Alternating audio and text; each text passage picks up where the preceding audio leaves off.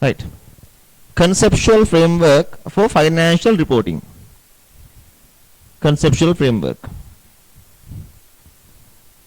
What do you mean by the conceptual framework? What is the conceptual framework? Conceptual framework provides the basis for accounting. Where is the place the conceptual framework is there? The answer is the conceptual framework is included in this accounting standards book. In this accounting standards book, the conceptual framework is the introduction for accounting. Actually, it's the introduction for the accounting standards. Before you start LKS 1, in the accounting standards book, you will find the conceptual framework.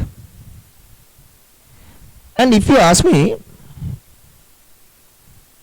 so what is the use of the conceptual framework?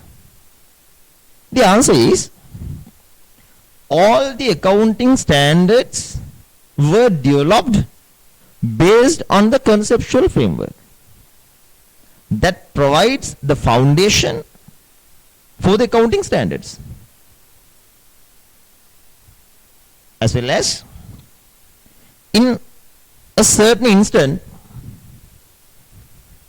when something requires you is not available in a certain accounting standard, there may be some practical problems or the practical issues. So when you are going to address that issue, you notice no accounting standard discuss that issue. So as an accountant, anyway you have to solve this problem in the practical world. You must sort out this one. You searched all the accounting standards available, whether there is any recommendation in a certain standard, but you realized that no, this situation cannot be taken under any of the standards. Therefore, you have to go and see the conceptual framework with your judgments, with your estimations. Then you can develop your own way to address that matter. Therefore, the conceptual framework is important in financial reporting. Is it clear? When you take the conceptual framework, it's like a pyramid, it's like a hierarchy. You notice 3 levels, right? They are the objective. What is the objective of accounting, right?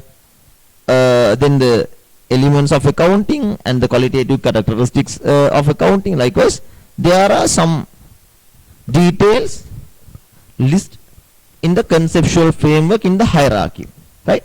So we'll see this one by one. It's not hard.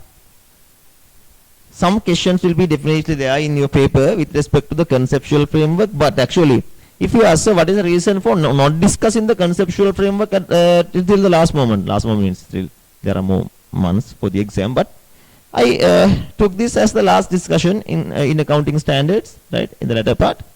Therefore, the definition of assets, definition of liabilities, all these are included in the conceptual framework. The conceptual framework defines the characteristics of assets, characteristics of liabilities. Therefore, we have already discussed that. Even the qualitative characteristics we have discussed in the class. The major proportion of the conceptual framework I have already done. That is why I took this as the after ending all the standards. When you take the conceptual framework, a set of rules which helps to make functions and limitations of financial accounting and financial statements are known as conceptual framework. You see the 3 levels. First, the objective of accounting. You know what is the objective of accounting. The level 2 qualitative characteristics of financial statements and elements of financial statements. You know the qualitative characteristics we have discussed earlier, but if you want, we can not. If you want, anyway, we are discussing today also the fundamental qualitative characteristics and enhancing qualitative characteristics, right? Elements of financial statements. You know the elements of accounting: assets, liabilities, equity, income, and expenses. Third layer: measurement and recognition of elements of financial statements. Those are the features. Very simple. Remember the three levels of the conceptual framework: the objective, then the qualitative characteristics of financial information, financial statements, and the elements of accounting. Then measurement and recognition of elements of financial statements. So these are the things included in the conceptual framework, nothing else. When you go to the objectives of financial statements, the objective of general purpose financial statements to provide financial information about the reporting entity that is useful to, please highlight this, existing and potential investors, lenders, and other creditors. Three parties. You better put number 1, 2, and 3. Existing and potential investors, lenders, and other creditors. If my memory is correct, 2 years back in 2019 probably, this was tested in the MCQ part, to whom we should provide the information according to the conceptual framework. The conceptual framework clearly states three parties to whom which we provide financial information. Number 1, current and potential shareholders, or the existing or potential shareholders. The existing shareholders as well as the people, those who are supposed to purchase shares in our company. So if you notice these three parties, number 1, existing and potential shareholders, then lenders and other creditors, right?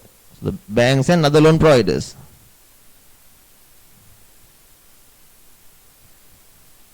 And the lenders. So these are the parties stated here. So when you take these parties, all those parties, all these guys, they give some resources to the business, right? All these people. So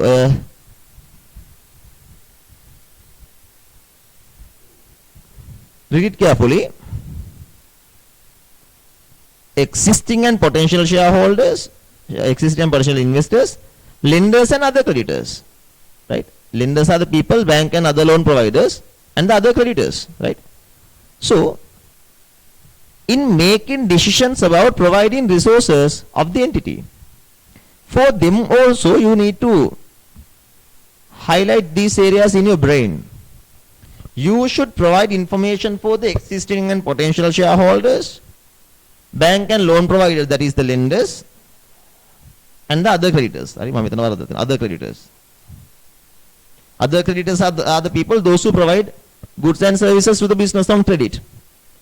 Existing and potential investors, banks and other loan providers, that is the lenders, and the other creditors. Then, for them also, we provide information for what? We provide them some information to decide, right, whether to provide resources to our business. We help them to make decisions regarding providing resources to the reporting entity. We do not give them any information for their personal use. Remember, it's very important. We provide some information to the three parties, the bank and loan providers, or the lenders and the other creditors and the existing and potential investors. For them also, we don't give information for their personal requirements. Our purpose, we give them some information to determine whether to provide resources to us. So that is our objective. We help them, we assist them to decide whether to give resources to the business. All the three parties are providing resources to the business. Is it clear? So remember this definition as it is. I noticed in some past papers, it is asked, according to the conceptual framework, what is the main purpose of general purpose financial statements? There you have to clearly say, according to the conceptual framework, the main objective of accounting is to provide information to the existing and potential investors, lenders and other creditors to make economic decisions regarding providing resources to the reporting entity. That is the answer. Now,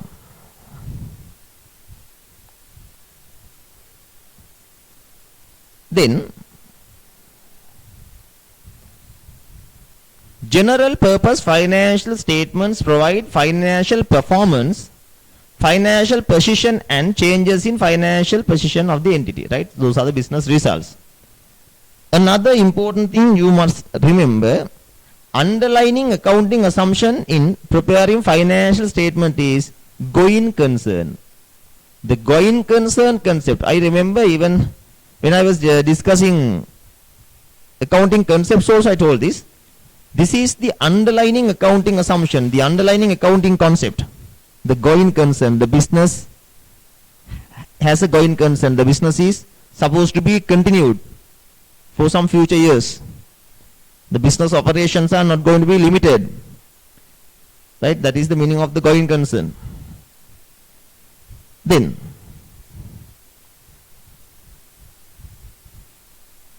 qualitative characteristics of financial information.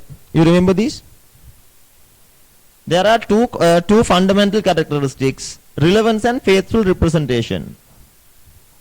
Right. We have discussed this before 2 years. The fundamental characteristics, the relevance and faithful representation. There are 4 enhancing qualitative characteristics. Those are comparability, verifiability, timeliness and understandability. You must remember these. These are always tested in the MCQ part. The fundamental qualitative characteristics are relevance and faithful representation. There are 4 enhancing qualitative characteristics: comparability, verifiability, timeliness and understandability.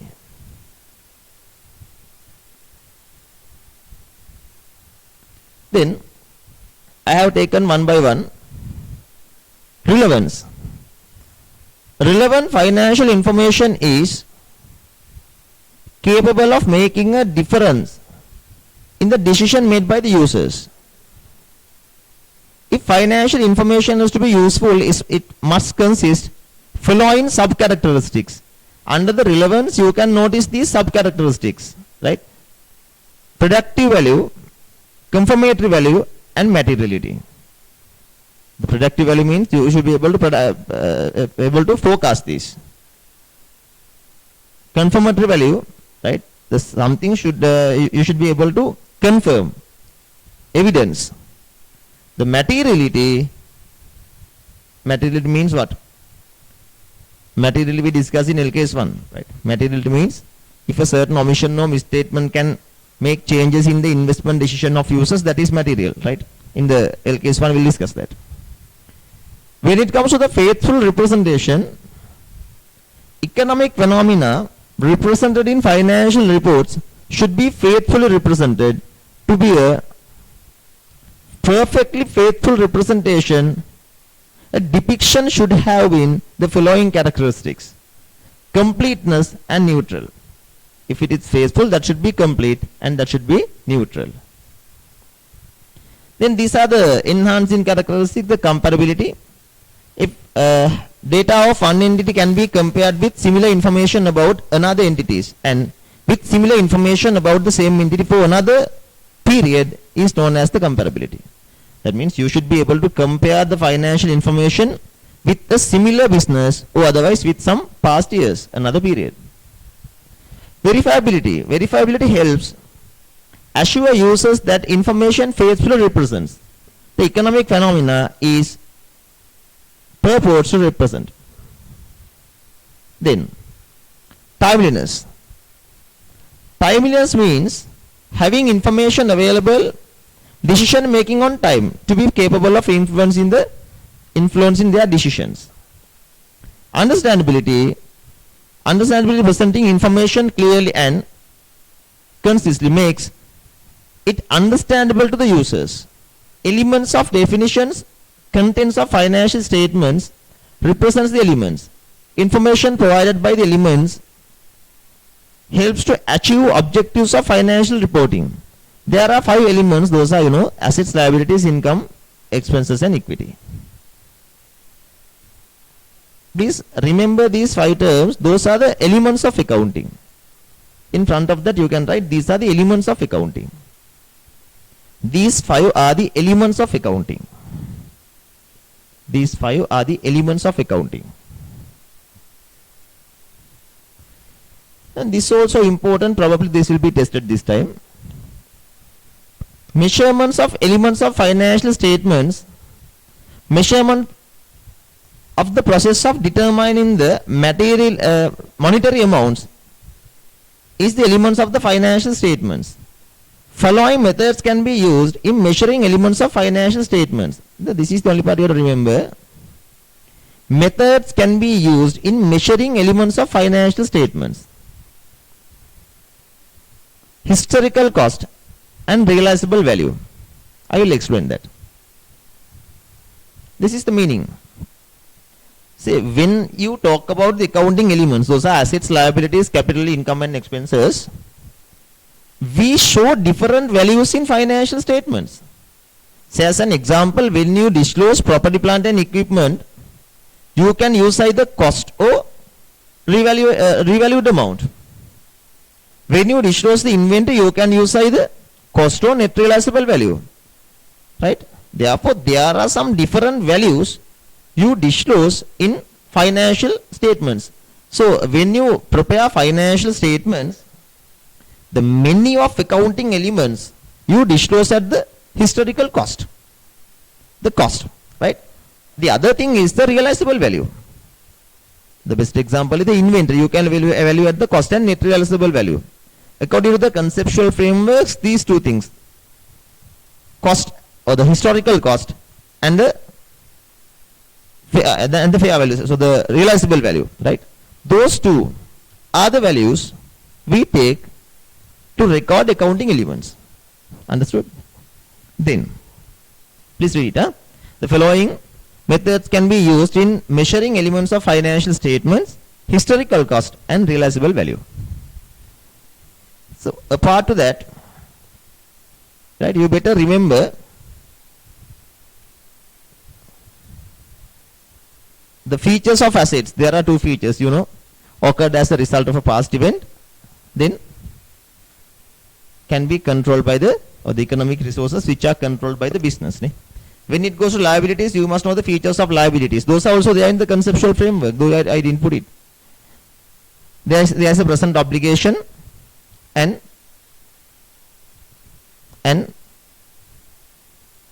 what?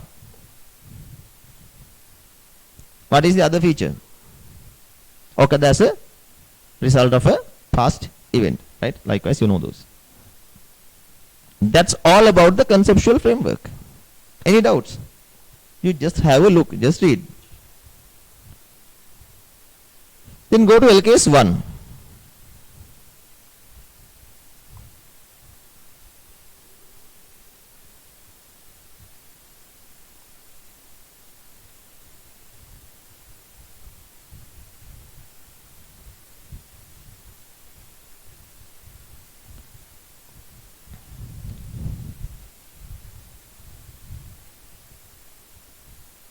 Right.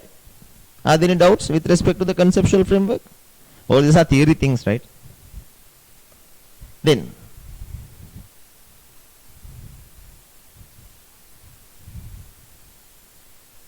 I have summarized these. I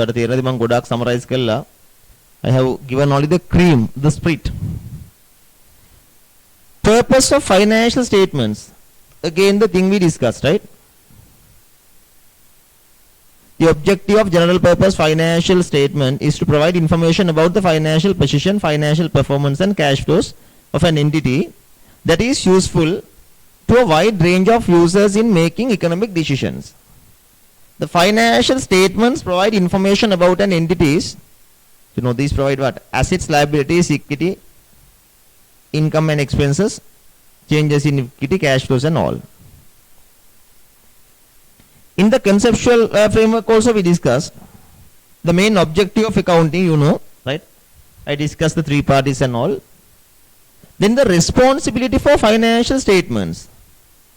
In this, please highlight the board of directors and other governing body is not required. If it is asked in the exam, who are responsible to prepare financial statements? Or otherwise, who are responsible for the information in the financial statements? The answer should be the board of directors, no one else. The board of directors should be responsible for financial statements. The responsibility for the financial statement is always with the board of directors. Right? The board of directors sign, they issue a report. We accept the responsibility of financial statements. After issuing such a document, such a report, with that document they accept. We are the responsible people for the financial statements. So if there are erroneous financial statements or the fraudulent practices or otherwise any other misstatement for whatever the thing, the management or the board of directors, those should be responsible. Right? Then, components of financial statements, those are not needed to discuss, Statement of financial position, statement of comprehensive income, right? The statement of changes in equity, cash flow statement, notes to financial statements. So these 5 are the components. Here the important term is components. Right? In the early case, the assets, liabilities, those are elements. Then impracticable.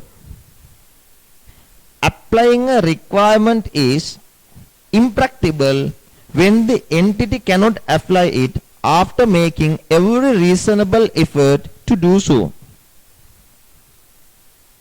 This is the meaning. Say they are given a certain recommendation in a standard with respect to something. Accounting standard says, say as an example, LKS 16, that clearly says you have to show your land, building and those property, plant and equipment separately.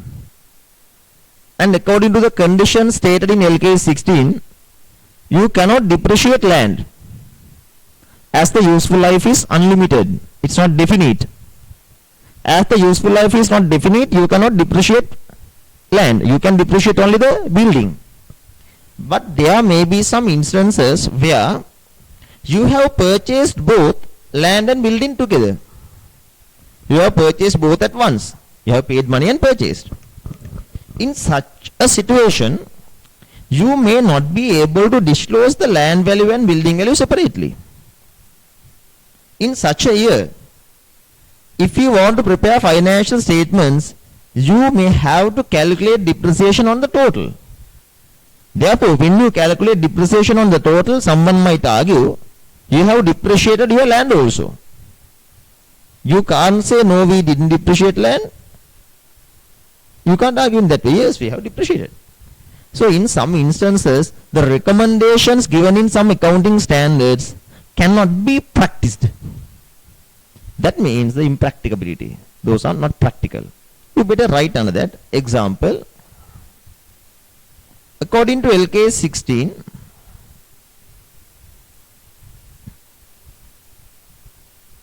according to LKS 16,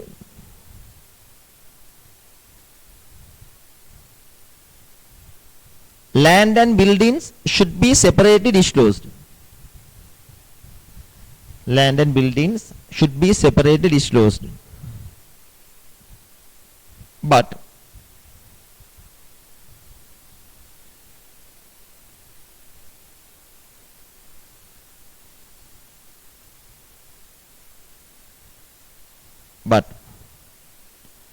it is not practical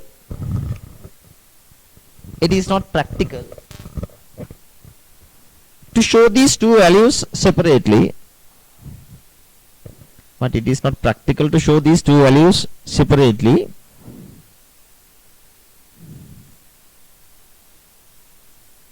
If land and buildings have purchased together, if land and buildings have purchased together,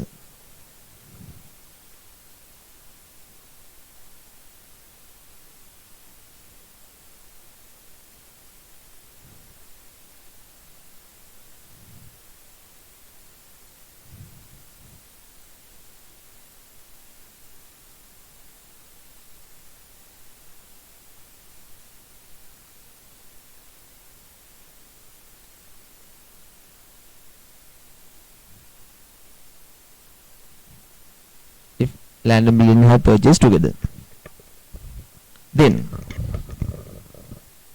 the materiality, as I remember, I have explained you the materiality earlier. Read this. The materiality, that means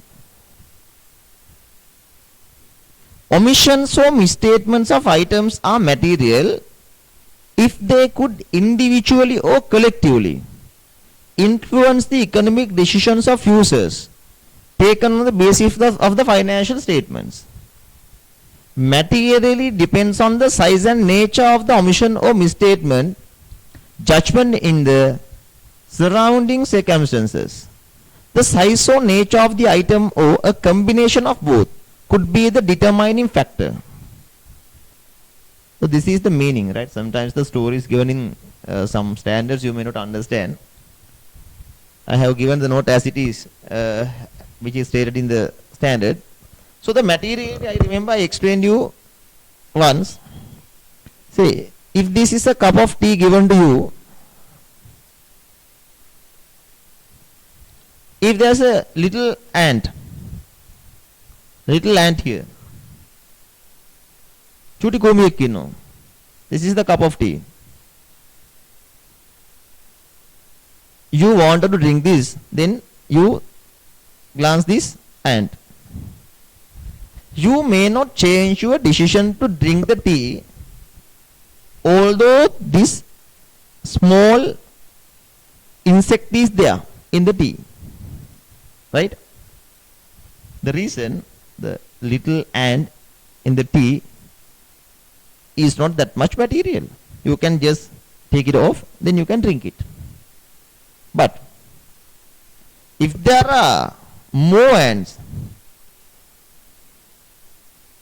then it is pervasive. In accounting, it is called as the pervasiveness. One little ant you can forget, but around 50 ants in the tea, you will not drink it. Therefore, that means when there is a little error in financial statements, if the error is very small, you may not concern it, small one. But if there are so many errors in financial statements, you will not say the financial statements are good. Those are now erroneous. But if it has a little error, you might not say this is erroneous. The simple thing, you can forget it. Understand? So therefore, in that case, this is material. In this case, the material was dependent on the size. When you take the size, there were so many ants. On the size, that is material. But sometimes the materiality may be, something may be material not because of the size of the transaction, because of the nature of the transaction. Say, I remember I told you once, no any ants here, but there's a very small tail part of a baby gecko. There's a very small tail part of a baby gecko. හුණෙක්ගේ පොඩි නැටි කැල්ලක් තියෙනවා. It's a very small tail part of a baby gecko. You will never drink this. Although it's a tail part of a baby gecko, although it's a baby, still the animal is gecko, right? No one with a fairly knowledgeable, the fair knowledge, will drink this. Although the size is very small, as per the nature, it is material. in financial statements, if there is a value, sometimes the director's fees, whether the amount paid for the directors is very small, still you have to disclose this. For the users, that may be important as this is director's fees, right? So those are called as the material things, right? With that, you have to read the note. The materiality here, you have to highlight the size and nature. The materiality is initially dependent on two factors. Those are the size and nature of the transaction, right? And please remember this part. Omission or misstatements of items are material if they could individually or collectively influence the economic decisions of the users taken by the basis of the financial statements. See, you are going to make a decision with respect to the business. When you see a certain value, if you are supposed to make any change in your decision, that is material. On a certain information, you are going to change your decision. You are not going to invest money now. You wanted to invest 2 million in a certain company. As you got this information, now you are going to return your investment. You are going to stop the investment. That means that is material. The fact is material. Right? See, you got a certain information, but still you say, no problem, I am going to invest my money. That means the detail which you have got is not material. Then the materiality and aggregation. The aggregation is what? Aggregation is adding, the totaling. Each material class of similar items shall be presented separately. This is the meaning. Material items you can't add, you can't aggregate. Each material class of similar items should be presented separately. If you want, you can write somewhere. Material things can't add. Material things can't be aggregated. Right? In the financial statements. Items of dissimilar nature or function shall be presented separately unless they are immaterial. The simple idea is material things you can't aggregate, but immaterial things you can aggregate. If something is very material, don't add that with another item. But if something is not material, you can just add that with another item and disclose. Material items you can't aggregate, but non-material items you can aggregate. Then, going concern, we know, right? The business continues for a long period. The business operations will not be limited in the foreseeable future. That is the going concern. We have discussed the going concern is the basic accounting assumption. And the accrual basis of accounting. You prepare financial statements except cash flow statement under the accrual basis. Offsetting. Assets and liabilities and income and expenses shall not be offset unless required or permitted by Sri Lanka accounting standards. You can't offset these two, assets and liabilities, income and expenses. Right? Assets and liabilities you can't offset you have to cut one against the other one. Cut one thing against the other one. That is the meaning of the offsetting. Then, comparative information. Except when a standard permits or requires, otherwise, comparative information shall be disclosed in respect of the previous period for all amounts reported in the financial statements. That means, children, when you prepare financial statements in the practical world, you have to show the comparative values. That means, if you prepare sales, if it is for the year ended 31st March 2021, the sales 5,000, you must disclose the sales of 31st March 2020 also. If it is 4,000, you have to disclose. For each and every line item, you need to disclose the comparative values, the comparative figures. That you call as the comparative information. It is a compulsory requirement according to LKS 1. But when you prepare the communication in your exam, don't worry, right? The time is not sufficient even to prepare the question, right? So how to disclose the comparative details? Then, frequency of reporting. Financial statements shall be presented at least annually. At least annually. When an entity changes its reporting period and present financial statement for a period longer or shorter than 1 year. An entity shall disclose in addition to the period covered by the financial statements the reason for using longer or shorter period and the fact that comparative amounts are amounts of the sorry and the fact that is wrong and the fact the comparative amounts for the income no you have to write that and the fact the details are not comparative and the fact you have to cut this one and the fact the details are not comparative and the fact the details are not comparative.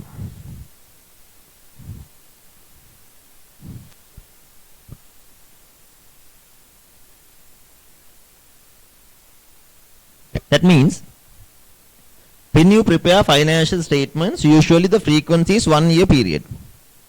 On some reasons, if you have to prepare financial statements for a period lower or greater than 1 year, you have to disclose that. And you have to say the reason. Say, when you prepare financial statement for this year, you can probably for some companies were closed because of the COVID-19 situation. Therefore, the companies will have to say, we prepared accounts only for 3 months period as the company was closed for 9 months. Right?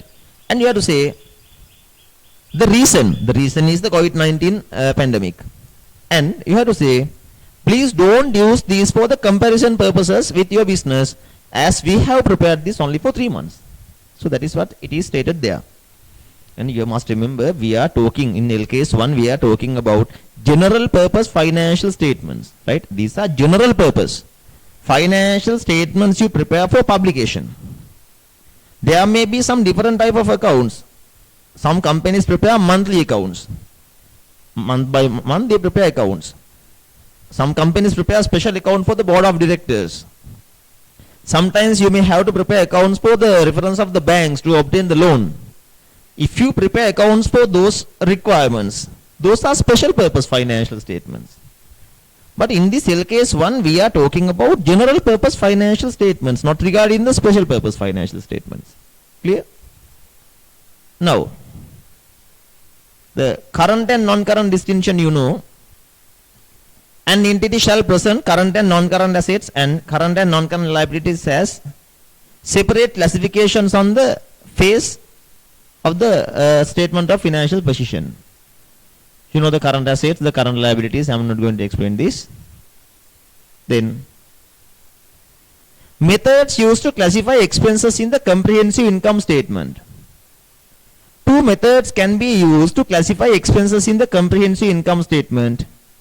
Nature of the expense method and function of the expense method. I will explain. The nature of the expense or function of the expense. This is the meaning. When you prepare the profit and loss statement, you categorize your expenses as administration expenses, distribution expenses, finance expenses likewise. This categorizing is based on the nature of the expense. By the nature, it's an administration expense. Understand? Sorry, this is not the nature, this is the function, right? Is a this is the classification according to the function, administration function, right? Distribution function, finance function.